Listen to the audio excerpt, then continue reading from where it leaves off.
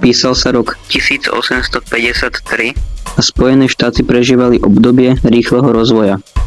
Ľudia chodili do kúpeľných miest oddychovať. Jedným z nich bola Saratoga Springs v štáte New York. Tam stála známa reštaurácia Moon's Lake House, ktorú navštevovali bohatí hostia, politici aj obchodníci. V tejto reštaurácii pracoval George Crumb, skúsený kuchár. Jedného dňa zákazník objednal opekané zemiaky.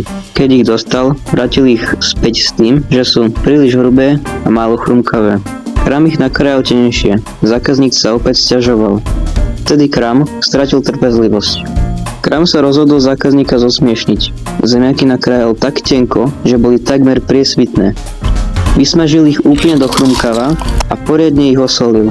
Myslel si, že také jedlo sa nedá jesť. Lámalo sa a nedalo sa nabrať ani na vidličku. Ale zákazník bol nadšený. Začal si ich objednávať častejšie a ostatní hostia ich chceli tiež. Tak vznikli Saratoga Chips. Každá lepšia reštaurácia v Saradog ich chcela mať v ponuke. Crumb si dokonca otvoril vlastnú reštauráciu, kde čipsy servíroval ku každému stolu zadarmo.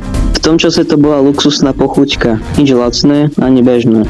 Skutočný zlom prišiel až o 10 ročia neskôr. Okolo roku 1920 sa objavili stroje na tenké krájanie zemiakov.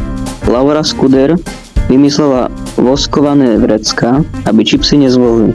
Čipsy sa dali skladovať a predávať v obchodoch. Zrazu už neboli len pre bohatých.